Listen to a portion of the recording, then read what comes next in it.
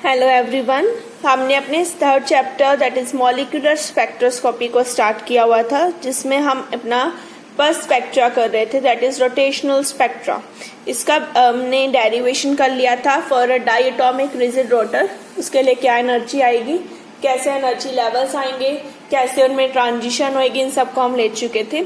Last जो हमने उसमें किया था वो इस तरह का एक स्पेक्ट्रा हमने बना के छोड़ा था, जिसमें लाइंस हमें पता थी, जो लेवल्स है वो तो इक्वली स्पेस नहीं है, पर जो ट्रांजिशन आ रही है वो इक्वली स्पेस थी 2b के डिफरेंस के बाद। यहाँ से एक क्वेश्चन अराइज हुआ था कि इनकी इंटेंसिटी एक बार इंक्रीज और फिर डिक्रीज क्यों हो रही है। ठीक है, तो अब पहले हम इसी चीज को डिस्कस करेंगे। तो our next topic is relative intensity of rotational spectra lines.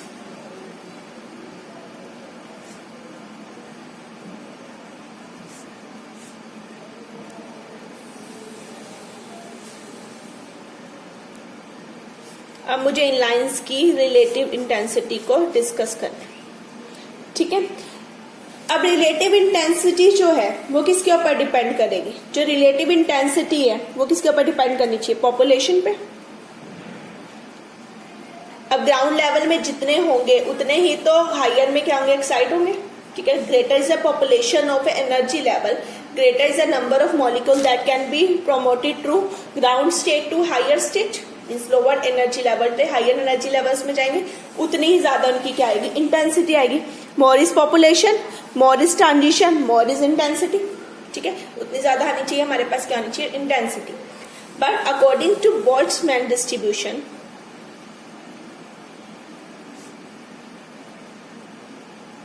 Boltzmann ने कहा कि एन जे, ये उसका फॉर्मूला था, N J upon N nought is equal to e raised minus E J by K T.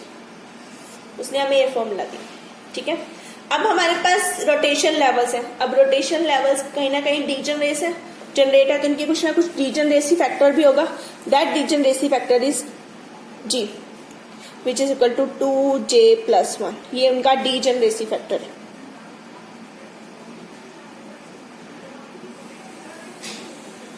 ये क्या है, उनका डीजनरेसी फैक्टर। ठीक है, तो अब इंटेंसिटी जो है वो पॉपुलेशन और साथ में उनकी डीजनरेसी, इन दोनों पे डिपेंड करेगी। दैट मीन्स जो इनकी इंटेंसिटी है वो डायरेक्टली प्रोपोर्शनल किसके होगी, n/j, which is equal to क्या है, इन दोनों का प्रोडक्ट 2j+1 e रेस्ट पर माइनस e j के टी। ठीक है, what is j? j is rotation, represent करेगा रोटेशन लेवल्स को। j की वैल्यू 0, 1, 2, 3, 4 क्या होगी, रोटेशन लेवल का नंबर। यहाँ पे j 2 बार है, एक बार इसमें और एक बार इसमें। ठीक है, तो अब इसी को थोड़ा सा और चेंज करके लिखते हैं। अब ई जे क्या, energy, which is equal to H nu, nu is equal to C upon lambda and 1 upon lambda is wave number. ठीक है, और वेव नंबर को हमने अभी कल भी निकाला था प्रीवियस क्लास में, which is equal to B J into j+1। इसके बराबर आ गया, तो मैं इस चीज को इसमें पुट कर सकती हूँ। Mark it as equation number 1, put this value in equation 1। इसे 1 में पुट कर दो तो इंटेंसिटी जो है मेरी, यानी N J by N nought किसके बराबर आ गया, 2j+1 e raised to power minus H C B J into j+1 over K T, इसके बराबर आ गया। ठीक है, अब मेरे पास दो फैक्टर है, एक ये फैक्टर है और एक ये फैक्टर है जिसमें j आ रहा है। ठीक है, अब हमें क्या करना है, लेवल्स की बात करो, यानी j, जब हम इन ट्रांजिशन की बात करें, j की वैल्यू इंक्रीज हो रही है। ठीक है, j की वैल्यू इंक्रीज होगी। अब हम यहाँ क्या करेंगे, j की वैल्यू को इंक्रीज करते हैं। अब जैसे जैसे j इंक्रीज होगा तो पहले ये वाला फैक्टर क्या होगा, इंक्रीज होगा, 2j+1। j को 1 दो तो ये वैल्यू कितनी आ गई, 3, 2 दो तो ये वैल्यू 5 आ गई, 3 दो तो ये वैल्यू 7 आ गई। That means as j increases, ये फर्स्ट फैक्टर है, ये second factor, first factor increases. ठीक है, और अभी j के साथ इंक्रीज होने से इसकी वैल्यू इतनी इंक्रीज नहीं हो रही है, क्या हो रहा है, डिक्रीज हो रहा है। ठीक है, सेकंड फैक्टर क्या हो रहा है, डिक्रीज हो रहा है, स्लोली बट स्लोली, इतना नहीं हो रहा। ठीक है, तो डोमिनेटिंग फैक्टर कौन सा हुआ यहाँ पे, ये डोमिनेट किया, ये क्या हो गया, डोमिनेटिंग। अगर ये डोमिनेट कर रहा है तो ये इंक्रीज हो रहा है, तो j की वैल्यू के साथ इसे इंक्रीज होगा, तो ट्रांजिशन की वैल्यू भी क्या आएगी, इंक्रीज होगी। तो मैं साथ में एक प्लॉट बनाती हूँ इसका, इधर हम j को इंक्रीज कर रहे हैं और इधर इनकी इंटेंसिटी की बात करते हैं। तो जैसे जैसे वैल्यू इंक्रीज हो रही है तो स्टार्टिंग में वैल्यू भी क्या आएगी, इंक्रीज होगी। ठीक है, जे धीरे धीरे धीरे धीरे कहाँ होता जाएगा, हायर टू हायर जाता जाएगा। ठीक है, तो हमारे पास ये वैल्यू आ गई। उसके बाद क्या हुआ, जैसे ही अपनी हायर वैल्यू पे पहुंचेगा, हायर वैल्यू पे पहुंचा, अब क्या होगा, ये तो वैल्यू इंक्रीज हो रही है बट ये वाली फैक्टर जो होना चाहिए डिक्रीज होना शुरू हो जाएगा, बट अब ये वाला फैक्टर हो जाएगा डोमिनेटेड। अब जब वो अपनी पीक पे पहुंचेगा, अब सेकंड फैक्टर क्या करेगा, डोमिनेट करेगा।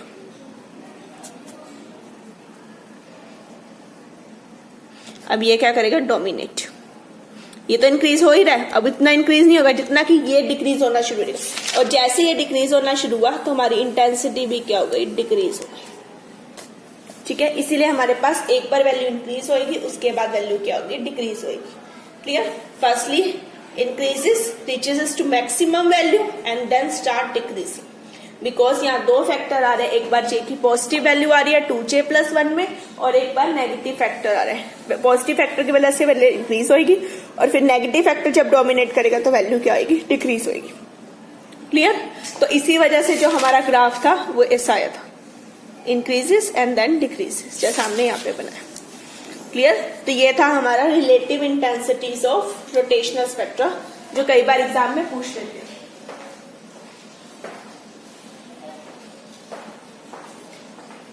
अब बात करते हैं which type of molecule show rotational spectra. तो our next question is type of molecules exhibit rotational spectra. ये कई बार एग्जाम में 1 मार्क में पूछ लेते हैं आपसे क्वेश्चन कि किस टाइप के मॉलिक्यूल्स हैं जो रोटेशनल स्पेक्ट्रा शो करेंगे। जो प्योर रोटेशनल स्पेक्ट्रा है, अभी और किसी की मिक्सिंग नहीं हुई ना, कोई और लेवल नहीं आया, तो यहाँ प्योर रोटेशनल स्पेक्ट्रा है, ये कौन देंगे, पोलर मॉलिक्यूल्स।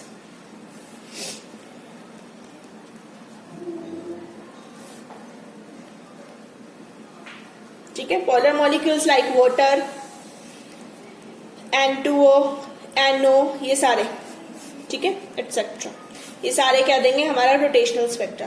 बट जो नॉन पोलर है या फिर कह लो सिमेट्रिकल है, नॉन पोलर हो या सिमेट्रिकल हो, वो नहीं देंगे।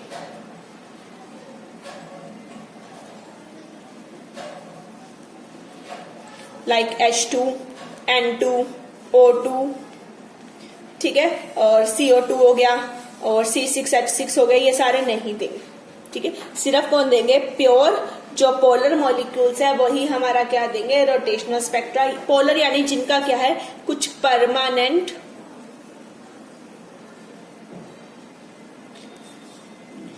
Dipole moment.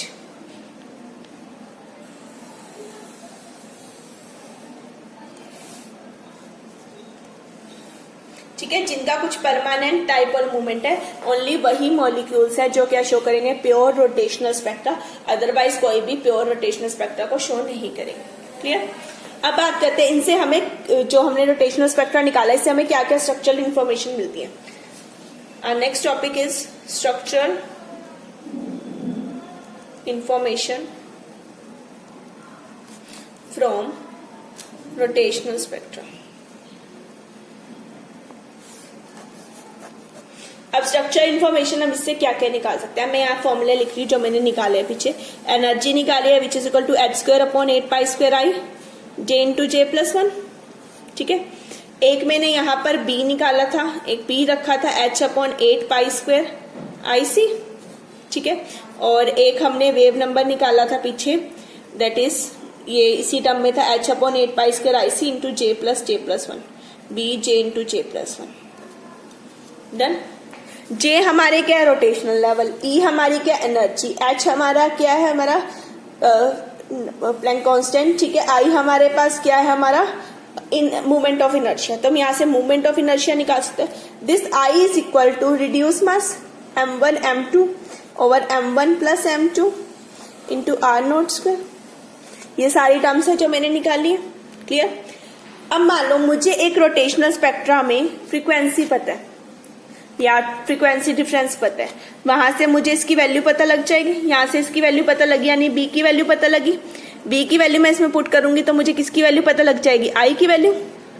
आई क्या, moment of inertia. Moment of inertia के लिए यहाँ पुट करूंगी मास, मुझे अगर पता है तो मैं किसकी वैल्यू निकाल सकती हूँ, बॉन्ड लेंथ। तो हम यहाँ से क्या निकाल सकते हैं, मोमेंट ऑफ इनर्शिया। बी को फाइंड आउट कर सकते हैं, मोमेंट ऑफ इनर्शिया निकाल सकते हैं। मोमेंट ऑफ इनर्शिया के साथ हम यहाँ पे बॉन्ड लेंथ को फाइंड आउट कर सकते हैं। तो ये सारी टर्म हम यहाँ से क्या कर सकते हैं, फाइंड आउट कर सकते हैं। क्लियर। तो हम पहले इसी का एक न्यूमेरिकल देख लेते हैं। तो हमारे पास एक कंसोल न्यूमेरिकल देखते हैं हम इसका।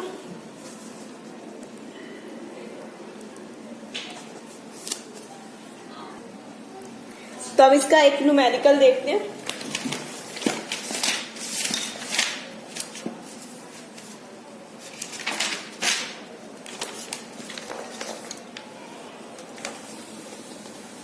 आपकी बुक में एक सोल्व न्यूमेरिकल गिवन है इसका और एक अनसोल्व न्यूमेरिकल है, हम अनसोल्व कर रहे हैं। The rotational spectra of CO show a series of equi distance lines spaced 3.8 centimetre apart, calculate moment of inertia and bond length. आपको लाइंस का स्पेस दिया हुआ है, इक्वली डिस्टेंस। अब लाइंस हमें पता है कि इक्वल डिस्टेंस यानी 2b के डिफरेंस पे आती है, इसका मतलब यहाँ पर इसने हमें 2b की वैल्यू को दे दिया। अब 2b की वैल्यू गिवन है, 2b की वैल्यू से मुझे क्या निकालना है, moment of inertia and bond length. Clear. अब मुझे जो गिवन है, पहली चीज मुझे गिवन है कौन सा मोलिक्यूल है, CO का मोलिक्यूल। ठीक है, तो एक का मास कार्बन का आ जाएगा, दूसरा मास किसका आ जाएगा, ऑक्सीजन का। क्लियर। दूसरा मुझे क्या गिवन है, B की वैल्यू, 2b की वैल्यू।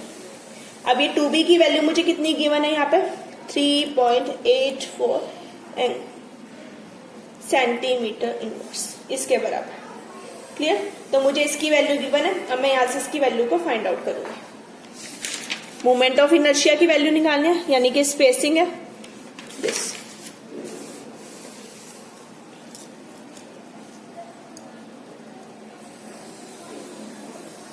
अभी किसके बराबर है, 2b के बराबर। तो यहाँ पे आप फॉर्मूला लगा लेंगे,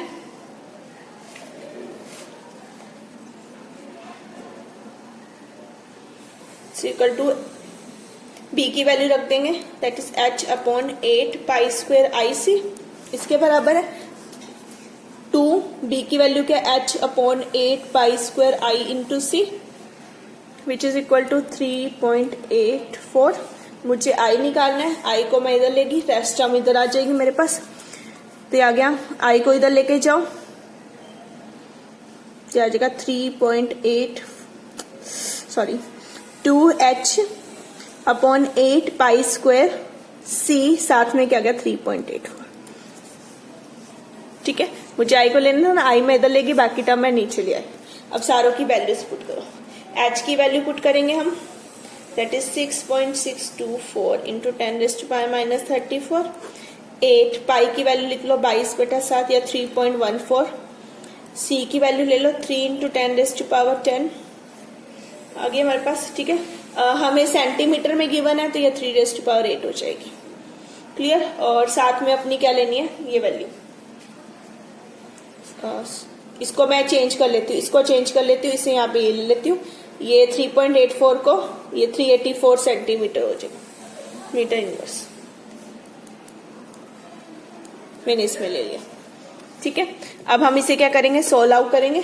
जब हम इस सारी वैल्यू को सोल्व करेंगे तो ये कैलकुलेट करने पे आप कैलकुलेटर से सोल्व करके देखना, ये रिजल्ट मेरे पास आता है 0.000154 इंटू 10⁻⁻42। ये कैलकुलेटर से आप सोल्व करके देख सकते हो, यानी कि मैं इसे ऐसे लिख सकती हूँ 1.454 इंटू 10⁻⁻46। ठीक है, किसमें आ गया, किलोग्राम मीटर।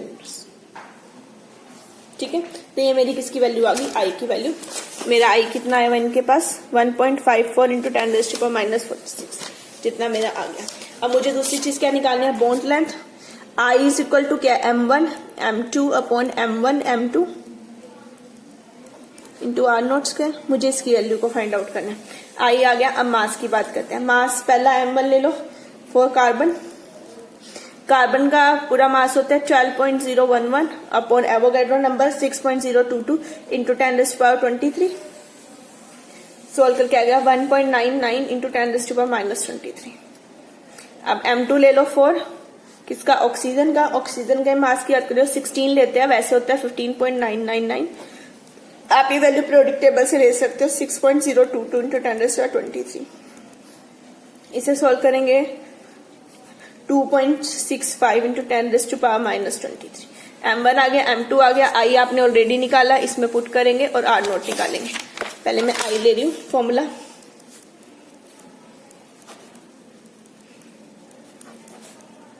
मुझे r नोट निकालना है, तो जी का m1 प्लस m2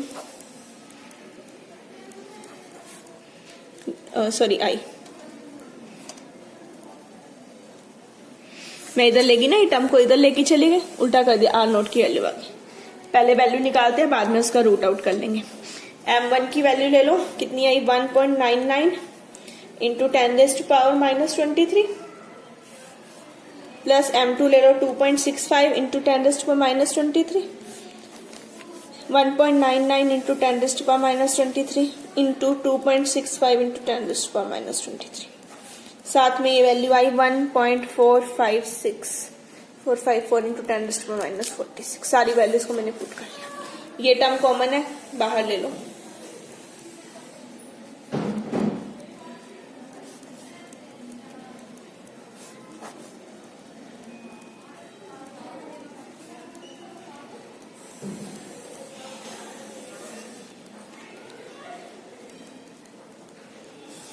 ये और ये कैंसिल आउट हो गया, -23 है, ऊपर जाएगा इसके साथ, ये ऊपर 46 है, ठीक है। 23 और 46 को आप यहां से एडजस्ट कर लेंगे, इन दोनों को प्लस कर दो तो ये आ जाता है हमारे पास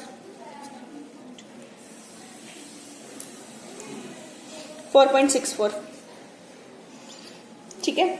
4.64 नीचे आएगा 1.99 इंटू 2.65, साथ में 1.454, ये पावर कैंसिल अप होगी, ये पावर है, ऊपर जाकर आप इसे क्या करते हैं, एडजस्ट कर देंगे इंटू 10⁻⁻23। एक पावर को हम इसके साथ क्या करेंगे, एडजस्ट करेंगे।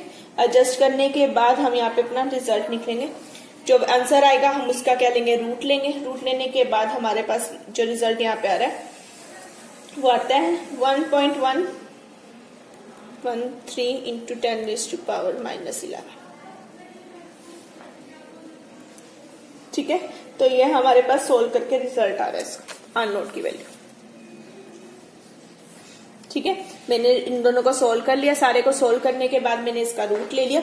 रूट लेने के बाद मेरे पास ये आ गया। आपका आंसर नैनोमीटर में है, तो आप इसे 10⁻⁻9 और इधर वाली पावर में इसे जाके क्या कर सकते हैं, एडजस्ट कर सकते हैं, ठीक है। एडजस्ट कर लेंगे तो आपका आंसर आ गया 0.113 इंटू 10⁻⁻9,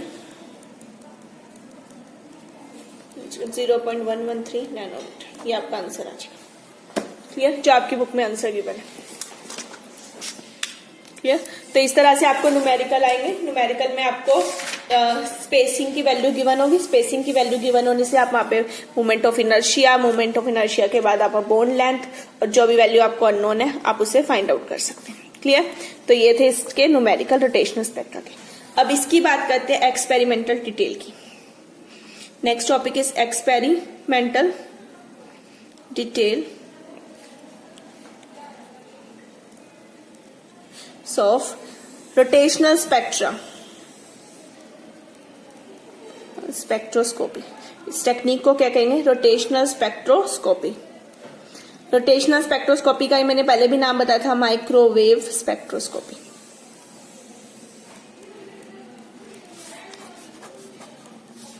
ठीक है, अब स्पेक्ट्रोस्कोपी है, हमने पीछे एक बेसिक अरेंजमेंट की बात कर ली थी कि किस तरह से हम स्पेक्ट्रा निकालते हैं। अब कोई भी स्पेक्ट्रा है तो उसके लिए मुझे सोर्स ऑफ रेडिएशन की रिक्वायरमेंट होगी। यहां पर जो सोर्स ऑफ रेडिएशन हम यूज करते हैं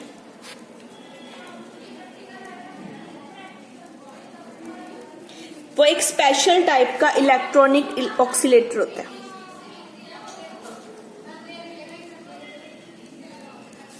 इस इलेक्ट्रॉनिक ऑक्सीलेटर का नाम होता है क्लेस्ट्रॉन। ठीक है, ये आपको याद रखना है। ये एक मोनोक्रोमेटिक लाइट को प्रोड्यूस करता है। ठीक है, कौन सी लाइट देगा, मोनोक्रोमेटिक। मोनोक्रोमेटिक रेडिएशंस, मोनोक्रोमेटिक मतलब सिंगल वेवलेंथ।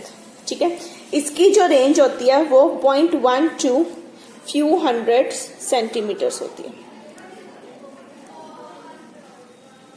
इसकी जो वेवलेंथ की रेंज होती है वो इसमें होती है।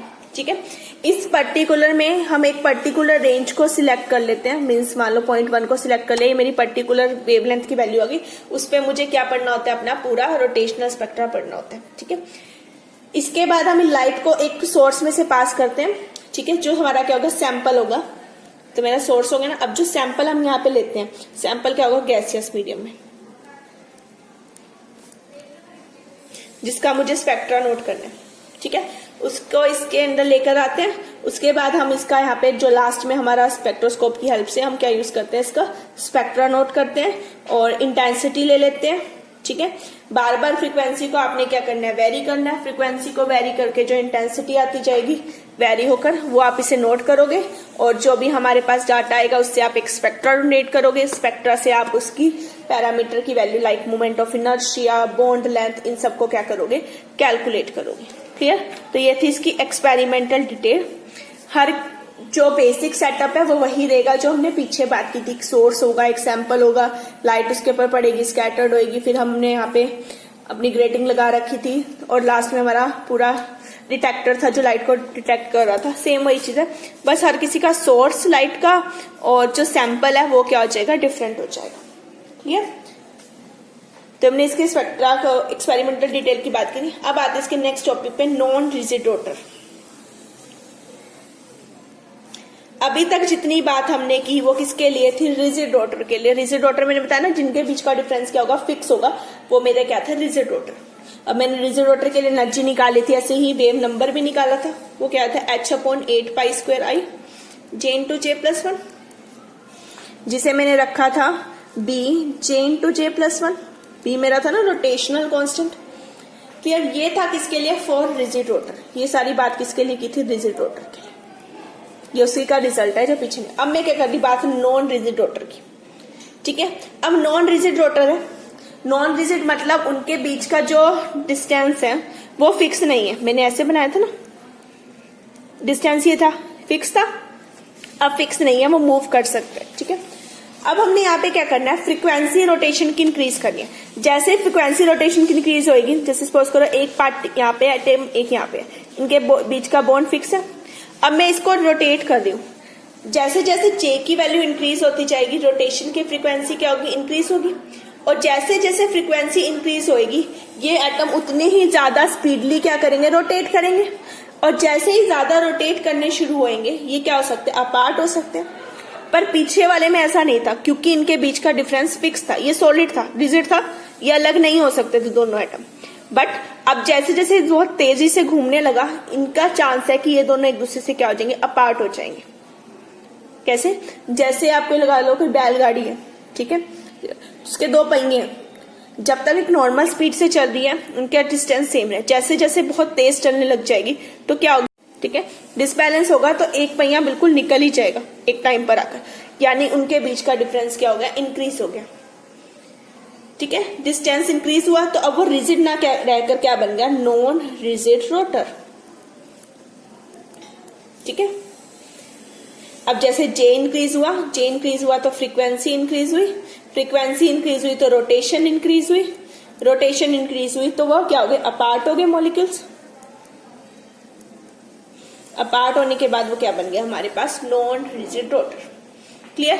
अब नॉन रिजिड रोटर है, पर पहले तो वो रिजिड ही था ना, स्टार्टिंग जब हमने उसकी ली तब तो वो रिजिड था, फिक्स था, यानी इसमें ये रिजल्ट तो चलेगा ही चलेगा। पर बाद में आके वो नॉन रिजिड बन गया, तो उसमें कुछ ना कुछ ऐड अप होगा। ठीक है, तो अब हमारा जो मॉलिक्यूल जब नॉन रिजिड हो गया, तो उसके लिए हमारा वेव नंबर क्या आएगा, ये फैक्टर तो रहना ही रहना है, बिकॉज पहले तो वो रिजिड था। एक और फैक्टर आएगा, इसके लिए डेरिवेशन नहीं करना, ये आपने ऐसे ही याद रखना है। यही टर्म का स्क्वायर है यहाँ पे। ठीक है, और बी की जगह डी है। अब डी क्या है, डी क्यों आया, क्योंकि वो नॉन रिजिड बन गया, क्योंकि उनमें कहीं ना कहीं डिस्टॉर्शन आ गई। तो जी जो डी है वो है हमारा सेंट्रीफ्यूगल डिस्टॉर्शन कांस्टेंट, इसके बराबर। ठीक है, which is related to force constant. जितना ज्यादा बॉन्ड स्ट्रॉन्ग होगा उतना ही मुश्किल होगा उनका अपार्ट होना।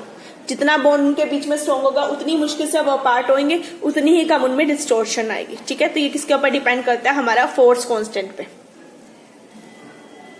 इस फोर्स कांस्टेंट को हम के से रिप्रेजेंट करते हैं, ठीक है ना। अपार्ट होना है, ये बॉन्ड जितना ज्यादा स्ट्रॉन्ग होगा उतना मुझे एनर्जी ज्यादा लगेगी इसे तोड़ने में, ठीक है। उतनी मुश्किल से वो अपार्ट होंगे, उतने जितने कम वो अपार्ट होंगे उतनी उनकी कम डिस्टोर्शन आ जाएगी।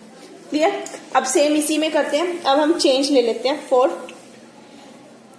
ट्रांजिशन। कौन सी ट्रांजिशन की बात करते हैं हम? J2J+1 इस ट्रांजिशन की बात करते हैं। तो चेंज ले लो, इसका पहला आ जाएगा एक J+1 minus J। Selection rule तो सेम ही रहेगा ना, +-1, तो वही हमने 1 का डिफरेंस ले लिया। Use equation 1। B J की जगह J+1 पुट करते जाओ।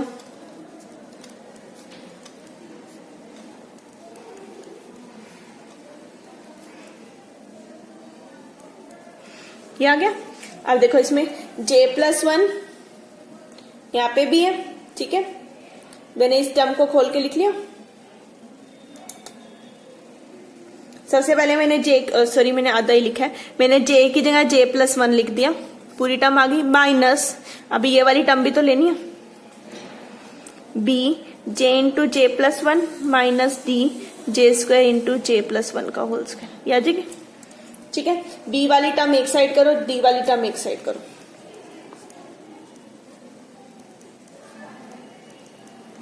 Minus B J into J+1 minus एक तो ये टर्म आई, माइनस आ गया D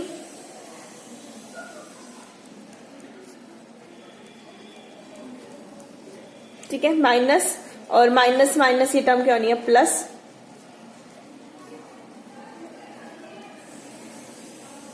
ये आ गया।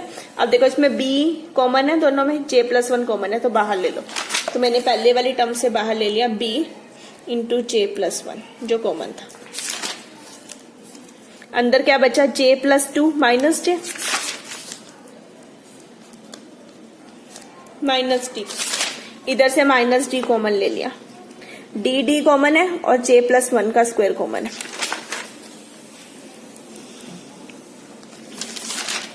अंदर क्या बचा? J+2 का स्क्वायर। अब माइनस कॉमन ले लेते, प्लस हो गया, माइनस J²।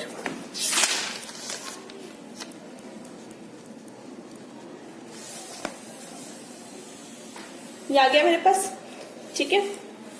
अब इसे यहां पे लिख सकती हूं मैं, ये J से J कैंसिल हो जाएगा, तो क्या बचेगा? 2B, तो बचेगा 2B J+1 अंदर वाली टर्म माइनस D J+1 का होल स्क्वायर। तो ऐसे ही है। अब आई ये वाली टर्म, ठीक है। अब इस वाली टर्म को सोल्व कर लो। ये आ जाएगा J² plus 4 plus 4J minus J²। मैंने इसका स्क्वायर खोल के लिख दिया। J² कैंसिल,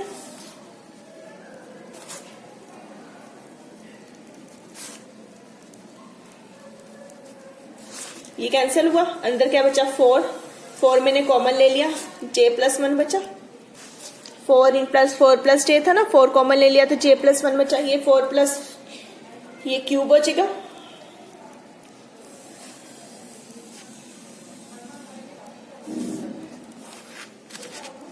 ये किसके लिए आ गया? 4 नॉन रिजिड रोटर, ठीक है।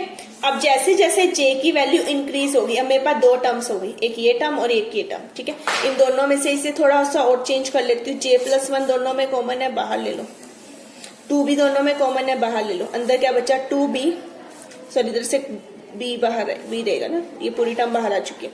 माइनस 4 में से 2 चला गया, 2D J+1 ये बचेगा, ठीक है। जब मैंने इनमें से कॉमन ले लिया।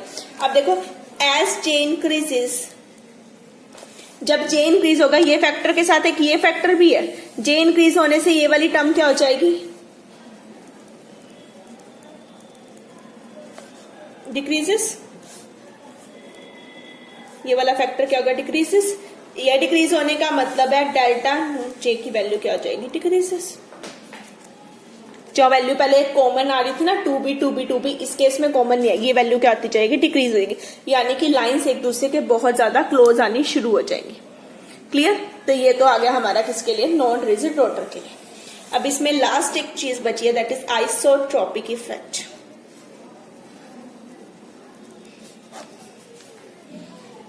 ठीक है, अब बात करते हैं आइसोटोप की। अब हमें पता लगता है कि कई सारे मॉलिक्यूल ऐसे हैं जो आइसोटोप में एग्जिस्ट करते हैं। जैसे कार्बन ले लो, कार्बन के आइसोटोप एग्जिस्ट करते हैं। ठीक है, तो जब अगर किसी के आइसोटोप एग्जिस्ट करते हैं तब क्या होगा? हम यहाँ पे क्या बात कर रहे हैं, म्यू की। आई क्या है हमारा reduce mass, m1 m2 upon m1 plus m2।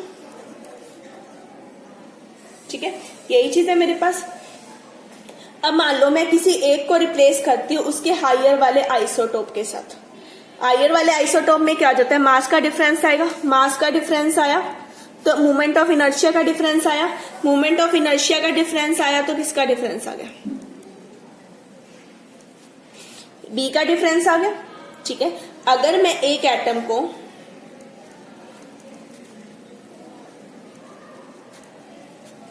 It's higher isotope,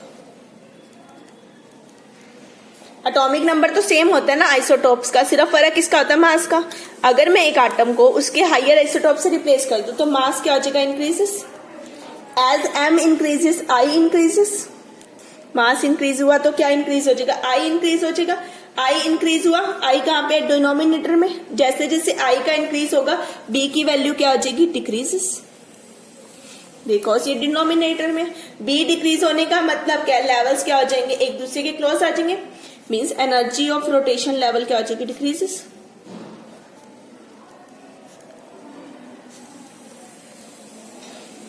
ठीक है, यानी कि एक दूसरे के क्या आ जाएंगे, क्लोज आ जाएंगे। तो मतलब जब हम आइसोटोप्स को चेंज करेंगे, एक आइसोटोप को उसके दूसरे आइसोटोप के साथ चेंज करेंगे तो पूरा का पूरा हमारा स्पेक्ट्रा क्या हो जाएगा, डिफरेंट हो जाएगा।